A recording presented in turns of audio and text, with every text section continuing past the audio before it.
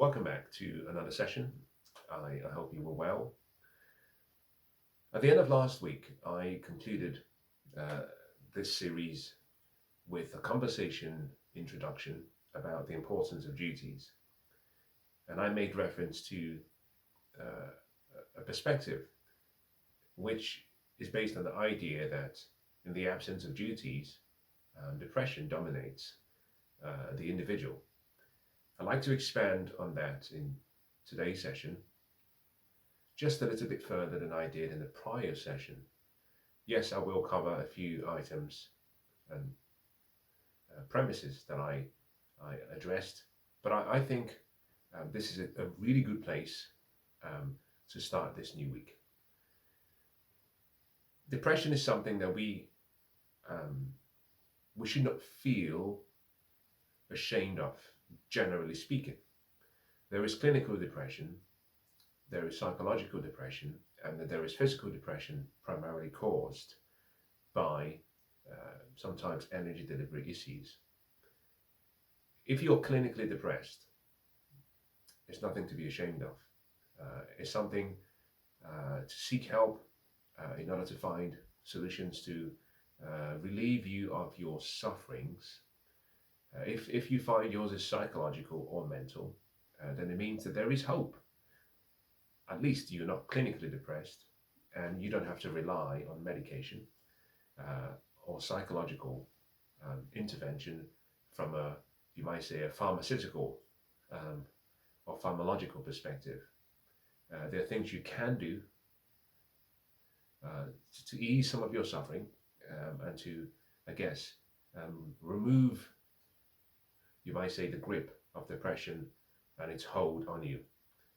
If yours is physical, then it makes matters even much easier because you just have to make a few changes to your lifestyle choices. The importance of duty, however, is difficult, I think, to you might say to categorize under these three broad genres: physical, mental, psychological, or spiritual. But I tend to place duties in the spiritual realm for a number of reasons. If you think of yourself as, and this is irrespective of your faith or lack thereof, but if you think of yourself as a being, and a being that has an ontological nature, in addition to having some biological nature, the ontological nature is something that defines who you are. We know that there is something about the male and there is something about the female from an ontological perspective. In other words, their being, their nature, their essence is something that we can study. And as part of that ontological nature, the description of being comes with responsibilities, it comes with, you might say, purpose, it comes with a meaning. And embedded in that purpose or meaning is a duty. We all have a duty. And in sessions prior, I made an introduction to this idea about duties by posing a number of questions. And I start today's session, therefore, with some of these questions. Do you have any duties to yourself? Number two, do you have any duties to your family? Assuming you have one. Number three, do you have any duties to your community? Number four, do you have any duties to your country? Number five, do you have any duties to your church, to your synagogue, or your place of worship, if that exists? And lastly, do you have any duties to those that came before you? The heritage you have been gifted as an inheritance, your ancestry line, those who actually paid a price, sometimes a price too heavy and sometimes a price too little, in order to ensure that you got to where you are today. Now, each of those questions is something we have to answer on the individual level, but the answers to those questions, in many ways, you might say there's a best fit line that exists, what we call a regression line in statistics. In other words, if you were to answer all of those questions and you plotted those answers on let's say, a chart, you would find that those answers are either connected closely or they're very far apart. The line that connects each of those answers the closest, we call a regression line, a best fit line. I think that that best fit line pushes you towards depression or pushes you away from depression. In other words, in the absence of duties, depression dominates the individual. We also know that if we study human behavior, psychology, if we study sociology, if we understand and see how people interact in a social environment, something fascinating occurs. Now, we need not go far to understand what occurs. I can take you back 4 years. Now, 4 years ago, we had a national crisis. Now, this was a crisis that was experienced worldwide, but experienced at the localized level. And what we found was, for the first time in human existence, we saw people come together and make decisions in a manner that showed that we all have the capability of being dutiful in our actions, in our choices and preferences. We saw people take vaccines. We saw people make life-changing decisions to stay at home. In the UK, we refer to those as, lockdowns. And people choose that in order to minimize the spread of what at the time was considered to be an unknown risk. And this is at the start of 2020. To be very precise, we're looking at the first week of April. We saw the whole country and its people who live side by side to each other, some sharing different faiths, different religions, different preferences, even to an extent, sometimes not even liking each other, but individually made choices for the safety of the person next door. We saw fathers and mothers distance themselves from their younger grandchildren, sometimes even from their children, to isolate them from what they consider to be a risk, in order not to pass on what was considered at the time to be a deadly virus. We traveled more safely, we wore masks, we minimized travel. Actually, we even minimized our general lifestyle, well-being preferences and obligations. We paid a huge price. And that helps me, and that gives me some encouragement into the position that we all have duties. And even subconsciously, although we were directed on what to do, subconsciously, we have in each and every one of us the ability to fulfill a duty, to place ourselves, you might say, in the gap. Now, since the lockdown, what we've found also is that we're no longer our brother's keepers, to use the term. And apologies, I'm struggling with somewhat today or this week, but the show must go on. We saw people make choices and decisions that were difficult, uncomfortable, unbearable, but it was done for the wider interest of the group. And so I actually believe that even if you were to answer the questions I posed initially, and you said, I have no duties to myself, and I have no duties to my neighbor, and I have no duties to my family, and I have no duties to my nation, and I have no duties to my church or synagogue or mosque, I think you would be lying. I genuinely think you would be lying. Because I think, and this is my personal opinion, that there's something in us that strives towards greatness. But also equally, there is something in us that helps us regulate our choices and decisions. We call that our conscience.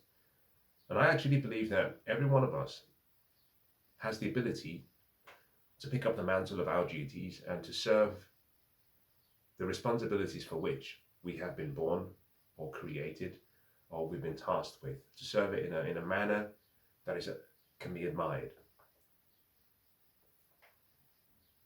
In every instance that I have seen, perhaps with the exception of clinical depression, I notice a commonality. The commonality is as follows. The individual places his emotions and his feelings and his thoughts and his well-being above that of everything without. And in doing so, the trade-off is a negligence of a duty, a negligence of a responsibility, a negligence of a calling. And in doing that, we find both the person who is negligent and that to whom the negligence accrues suffers. If you want to minimize depression, anxiety, concern, worry and doubt, and even death and destruction, you have to live a life of duty. And that life of duty is not to say you have to sacrifice yourself for the good of other people or those you love, but it's just to remind you that there's something greater. There has to be something greater. In many ways, it's like the funny saying, or not right, I shouldn't use the word funny, but it's like the books from antiquities that says that if you want to save your life, you must be willing to give your life. But if you try to preserve your life, you will lose it. In many ways, we find that the law of compounding works with regards to happiness and fulfillment and joy. When we invest life in life, when we give into others, and we find actually it comes back in good measures, pressed down, shaken together, and it overflows. It comes with abundance. But the key thing is you have to recognize that that giving has to be linked with a duty. If you give with expectation, you will receive. The abundance with which you receive will vary. If you give with negative intention, purely for the purpose of receiving, yes, you will receive a harvest, but it will not be a bountiful harvest because of your intention. Whereas if you give with a duty in mind, a responsibility at your heart, and the willingness to see out that obligation, what you tend to find is that you will always reap what you sow. That you never reap in the same time. You often seldom reap in the same soil. But with hindsight, you can always connect the dots back and say, now I see what my suffering was all for. Now we go back a week or two, and we had D-Day in the United Kingdom. Most parts of Europe, and some people in the United States, some parts of North America celebrate, or maybe not celebrate is perhaps a stronger word, commemorate the day, because sacrifices were made by people who we never knew, who young men primarily, who gave their lives. As a matter of fact, some of these young men went to war knowing that they would not come back. But they did so not because they were forced or threatened or coerced. They did so in a combination of choice and determination and necessity. They also did so because they felt that it was a moral duty. And I have introduced the word into this conversation that I had not brought up previously, and that is the whole word morality. Now, I'll deal with morality in other sessions. Morality simply deals with what is good and what is bad. Now, it's down to one's interpretation. However, I would say as follows. You have to be dutiful if you want to minimize mental health issues, depression, and the concern of over-worrying. And the reason is simple, is that by focusing on what you can do for other people, it takes the focus away from self, the selfish inward look towards self. We talk about solipsism, the idea that the world revolves around your feelings and yourself and everything's all about you. I see this when I interact with so many people, younger and older. You can't have a conversation without them extrapolating and taking what has been said and making it all about them. Whereas if you see people who can actually see and look without and look towards something greater, something more meaningful, those people can actually find that they can stand in the gap. They can stand in the gap of difficulties and they can persevere. Now, let me end today's session with something that I thought was perhaps useful. It comes from the books of one of the prophets. And it says, When I looked for someone amongst them that would build up the wall and stand before me in the gap on behalf of the land, so I would not have to destroy it. But I found none. Very powerful statement. I looked for someone amongst them who would build up the wall and stand before me in the gap on behalf of the land, so that I would not have to destroy it. But I found none, not one. And so my question to you as I end today's session is, are you willing to stand in the gap? Are you willing, first of all, to build that wall and stand in that gap? Now, in doing so, what you find is that suddenly you have a purpose and meaning, a reason to wake up every morning, to create something that will protect other people, something that will safeguard other people. And once it's all built, the willingness, the sacrifice to stand in that gap, sometimes that gap is the gap between you and your children, or between you and your sister, or your mother, or between you and your community, or even between you and your creator, if you believe that there is one. I looked for one, but I could not find one. And I would say depression can be put at arm's length if you take upon duties and if you take upon responsibility. Obviously, it won't come easy because that choice has to come from the individual. But I would encourage you that if you find that, having reviewed the life that you have and that you celebrate and that you lead, if you review your life and realize that there is an absence of duties to something greater than self and your feelings and your personal preferences, then it might be time to invest in something greater than